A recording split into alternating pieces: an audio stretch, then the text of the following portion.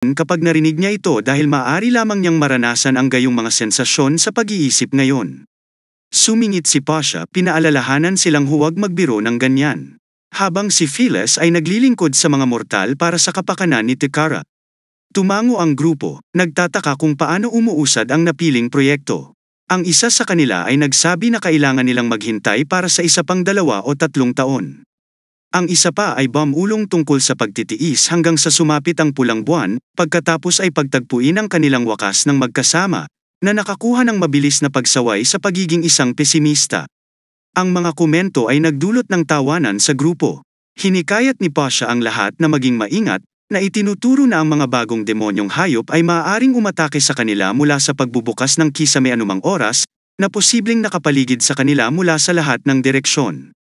Nagpas siyang magtipon sa iisang palapag habang nagbabantay sa iba't ibang pasukan, hinintay nilang ayusin ni Celine ang instrumento.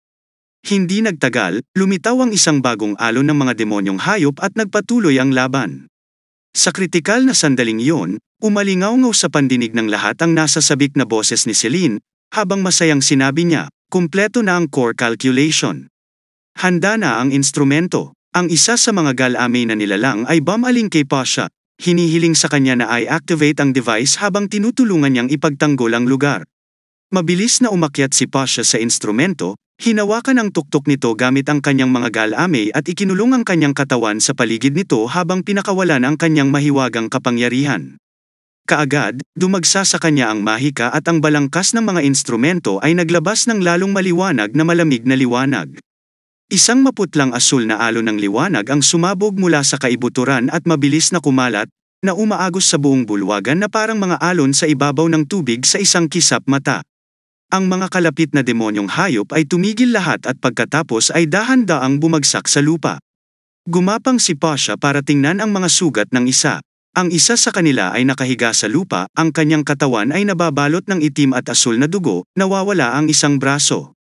Siya ay nasugatan ng husto ngunit nagbiro tungkol sa kung paano niya kailangan ng isang bagong katawan, na nagdadalamhati kung gaano katagal ang kinuha niya upang piliin ito at iniisip kung ang susunod na katawan ay magiging mas gwapo at malakas. Si Pasha ay on, hinalinhan na siya ay ayos pagkatapos ay bumaling upang masuri ang natitira.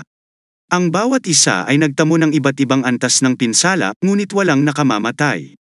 Sa loob ng mahabang siglo ng kanilang 400 taong pag-iral, ang kanilang bilang ay hindi kailanman nadagdagan at malalim na ugnayan ang nabuo sa kanila. Hindi niya kayang mawala kahit isa sa kanila. Tiniyak ni Pasha sa lahat, sinabi na hanggat magkasama sila, iyon ang mahalaga. Inilagay niya ang kanyang galamay sa noo ng mangkukulam habang tinatapik ang kanyang ulo.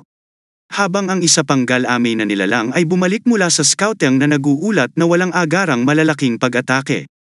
Ang mga demonyong hayop sa labyrinth ay halos patay na. Ibinahagi ni Celine ang masamang balita.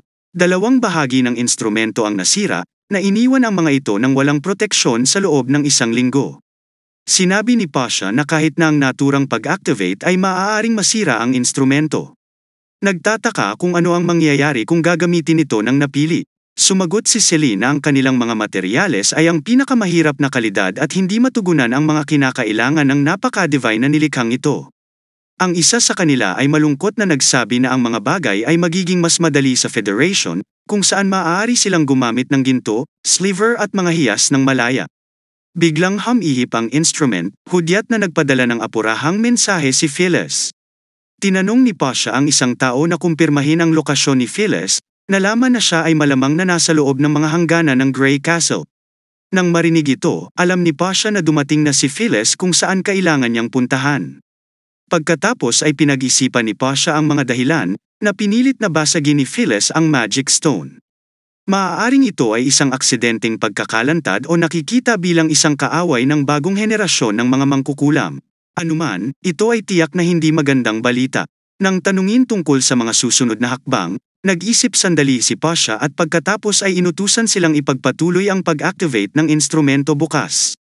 Ang pag-alam na ito ay lubhang mapanganib, ngunit anuman ang mangyari, hindi nila pababayaan si Phyllis. Bumalik sa hindi kailanman taglamig, inilatag ni Wendy ang inihandang kontrata sa mesa, tinatanggap ang 4 na bagong mangkukulam sa Witch Union. Parehong nagulat at natuwa si Wendy nang malaman niyang si Annie ang nagkusa na sumali sa union. Tinanong ni Amy kung kailangan muna nilang subukan ang kanilang mga kakayahan. Nakangiting paliwanag ni Wendy na walang pagmamadali. Ang mga pagsusulit ay karaniwang isinasagawa pagkatapos lagdaan ang kontrata. Pinatipon ni Wendy ang mga mangkukulam upang pag-usapan ang mga tuntunin at magtanong tungkol sa kontrata. Habang nag-uusap sila, napagmasdan ni Wendy ang mga mangkukulam na nagbubulungan sa isa't isa. Bumalik ang isip niya noong pumirma siya ng sarili niyang kontrata. Nagulat si Amy nang malaman nilang tatanggap sila ng buwanang sweldo na 1 ginto. Nasa sabik si Hero sa posibilidad na makabili ng maraming bagay, habang si Broken Sword ay namangha nang makitang bayad pa sila ng oras, halos hindi makapaniwala sa mga pribilehiyong ibinibigay sa mga mangkukulam. Nakasaad pa sa kontrata na may karapatan ang mga mangkukulam na wakasan ang kontrata kung hindi na matiyak ng hari ang kanilang kaligtasan at sapat na pagkain. Nagulat si Annie, tinanong kung hindi yun maituturing na pagtataksil. Sinagot ni Wendy ang kanilang mga tanong na may ngiti na nagpapaalala sa sarili niyang reaksyon nang una niyang makita ang kontrata. Kahit na hindi sinasabi, naniniwala siya na kahit na humarap si Roland sa isang krisis sa hinaharap, walang sinuman sa Witch Union ang mamumunong bumaligtad sa kanyang panig. Itinago niya ito sa kanyang sarili habang tinitiyak sa lahat na ang mga tuntunin ng kontrata ay totoo lahat. Nang masagot ang lahat ng kanilang mga katanungan, lahat ng 4 na mangkukulam ay pumirma sa kanilang mga pangalan. Ibinigay ni Annie ang 4 na kontrata sa pag-sign kay Wendy, na masayang nagpahayag na sila ay tunay na magkapatid at tinanggap sila sa Witch Union. Ang union ay nakakuha ng 4 na bagong miyembro. Susunod, oras na upang subukan ang kanilang mga kakayahan. Si Annie ang unang nasubok.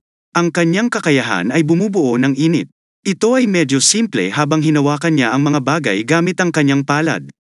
Ang bagay ay biglang iinit. Ang kanyang kakayahan sa isang blok ng metal, na pagkatapos ay nagsimulang sumirit at matuno sa ilalim ng kanyang patuloy na pag-init.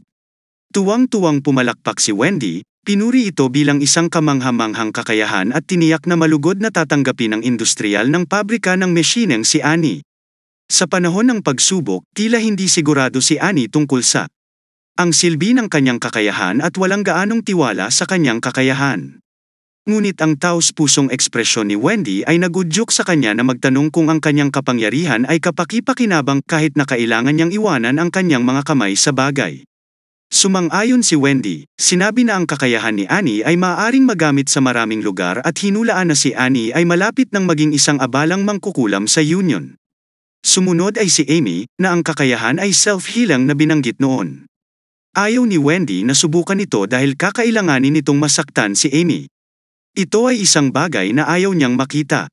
Ang kakayahan ni Hero ay nagpahintulot sa kanya na maglipat ng mga sakit at hindi masuri sa ngayon. Ngunit dahil sa kanyang kakayahan, naisip ni Wendy na ang care center ang perpektong lugar para sa kanya. Marahil ay mabisang magtulungan sina Hero at Lily ang isa't isa. Sa huli, ito ay kay Broken Swords naman.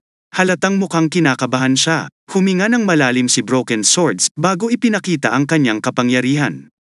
Habang inilalabas niya ang kanyang mahika, ang mga nakakasilaw na ilaw ay sumabog mula sa kanyang katawan, at nang mawala ang liwanag, nawala si Broken Swords, na nag-iwan ng isang matalim na talem na nakabaon sa damuhan. Ilang sandali pa bago napagtanto ni Wendy na ito ang kakayahan ni Broken Swords. Ipinaliwanag ni Annie na hindi siya maririnig ni Broken Swords sa ganitong anyo dahil nawalan siya ng kakayahang makipag-usap ng maging sandata. Nang may humawak sa kanya sa kanilang mga kamay, malalaman kaya niya ang mundo sa pamamagitan ng pandama ng taong yun? Agad na pinulot ni Wendy ang naputol na talem, naramdaman ang pagdagsa ng mahiwagang enerhiya, na tila sumanib sa kanyang isipan ang ibang kamalayan.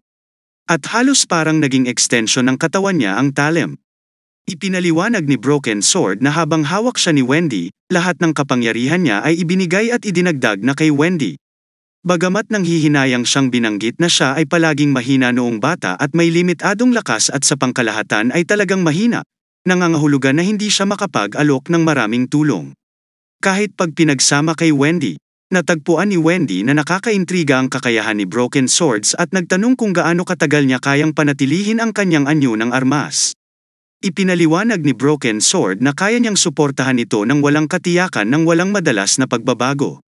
Naisip kaagad ni Wendy si Maisie, na ang mga pagbabago ay nakakonsumo din ng maraming mahiwagang enerhiya, ngunit tumagal ang mahabang panahon kay Maisie. Pinag-uusapan ang malaking kalapati na yon? Narinig ito ni Wendy sa isip niya. Nagulat siya at saka napagtanto na naririnig din ni Broken Swords ang iniisip niya. Dahil dito ay bahagyang nagpanik siya, dahil pribado ang ilang iniisip, at ayaw niyang malaman ng iba. Nararamdaman ang pagbabago bago ng mood ni Wendy. Naramdaman din ni Broken Sword ng bigat na dinadala niya sa harapan at halos parang pinagtalian ito ng isang bagay na sirang sword, pagkatapos ay inosenteng nagtanong kung ano ang nakapalibot sa pagyuko ni Wendy. Nagulat at napahiya si Wendy, niyakap ang sarili at hindi sinasadyang nahulog si Broken Swords. Nabawi ni Wendy ang kanyang pagkakalmado, pagkatapos ay tinanong si Annie kung si Broken Sword ay maaaring kumonekta sa sinuman. Nilinaw ni Annie na sa teorya ng sinumang humawak kay Broken Sword ay maaaring makatanggap ng kapangyarihan ng espada kung gusto niya, ngunit siya ay magiging isang matibay na sandata lamang sa ilalim ng isang ordinaryong tao. At para sa kamay lamang ng isang mangkukulam, at si Broken Sword ang maghahayag ng kanyang tunay na kapangyarihan. Tila naramdaman ang pangamba ni Wendy. Tiniyak ni Annie sa kanya na habang ang kanilang isipan ay konektado, hindi ito nangangahulugan na ang isang putol na espada ay maaaring makasakit sa kanyang mga iniisip. Hanggat hindi nakatuon si Wendy sa mga partikular na iniisip, hindi ito ma-detect ni Broken Sword. Bahagyang kumalma, muling pinulot ni Wendy ang sirang espada at isang sabik na boses ang agad na narinig sa isipan ni Wendy. Humingi muna ng tawad si Broken Sword at nagtanong kung may nasabi ba siyang mali. Ang naputol na espada ay medyo nalulumbay, ngunit nangakong hindi na muling magtatanong ng mga ganoong katanungan. Tiniyak ni Wendy sa kanya na ayos lang at tinanong kung ano ang nakita ni Broken Sword habang siya ay nasa lupa. Ang naputol na espada ay naglalarawan ng isang pandamdam ng lubos na kadiliman, walang tunog o hawakan, halos parang may lumulutang sa kawalan. Napagtanto kung gaano ito nakakaligalig para kay Broken Sword nang bigla niya itong ihulog, agad na humingi ng tawad si Wendy, na nangakong hinding-hindi na siya pababayaan muli. Matuto ng higit pa tungkol sa kakayahan ni Broken Swords, natuklasan ni Wendy na kahit sa anyo ng sandata, ang sirang espada ay maaaring masugatan, ngunit maaaring mapahusay ng mga mangkukulam ang kanyang tibay, talas, at hanay gamit ang mahiwagang enerhiya.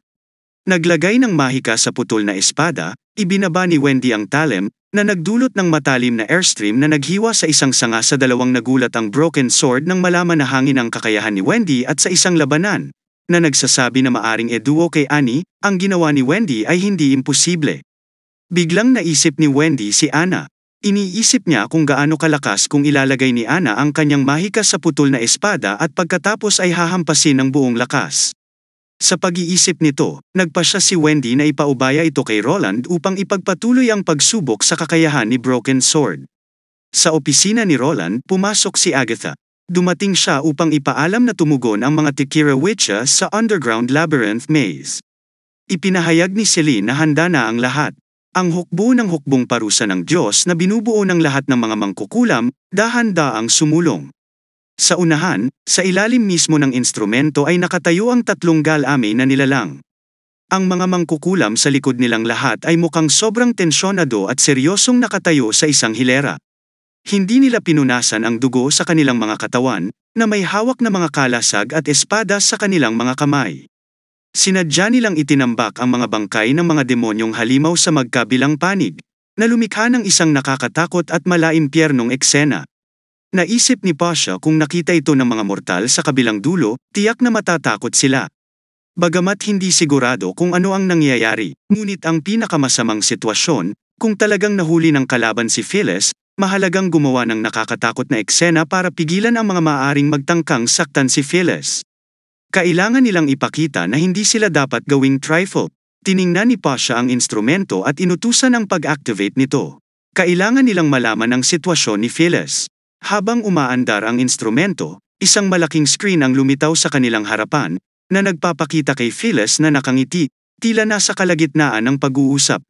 Hindi siya nahuli sa isang madilim na piitan, ngunit sa isang maliwanag na bulwagan na nakikita ang screen, nagpakita si Phyllis ng nakakagulat na ekspresyon at nagtanong kung ano ang nangyari sa kanila. Si Pasha at ang iba ay saglit na nawalan ng mga salita, napagtanto na ang mga kalagayan ni Phyllis ay iba sa kanilang naisip. Makalipas ang ilang segundo, nagpalitan sila ng puzzle look. Ipinaliwanag ni Pasha na nakipaglaban lamang sila sa isang malaking labanan, ngunit ligtas ang lahat kahit na wala silang oras upang linisin ang mga bangkay. Nang marinig ito, si Phyllis ay nag-aalinlangan at nagkaroon ng ilang mga pagdududa. Sa alinmang paraan, ikinaway ni Pasha ang kanyang mga galame sa parusa ng Diyos. Mga mangkukulam sa likod niya, inutusan silang mabilis na linisin ang mga bangkay ng demonyong hayop at ilabas sila sa labirin na nagrereklamo tungkol sa kakilakilabot na amoy. Ang mga mangkukulam sa likod ay wala ng seryosong tingin sa kanila, nagbubulong-bulungan tungkol sa dami ng mga bangkay at ang kanilang pag-aatubili na hawakan ang kasuklam-suklam at malagkit na bagay. May bamulong na isang buong araw silang tinitipon ang lahat ng katawan at inayos ang eksena. Umubo si Pasha, pinutol siya at mahigpit na inutusan silang tumigil sa pagrereklamo at simulan ang paggalaw ng mga katawan. Si Agatha, na nakatayo sa tabi niya, ay bumungis-ngis, nahulaan nila na nag-aalala sila sa kaligtasan ni Phyllis at itinakda ang eksena. Binalak na takutin ang kabilang panig. Napatingin si Pasha sa babaeng may asul na buhok na sobrang pamilyar. Kaagad na sinigaw ni Pasha ang pangalan ni Agatha.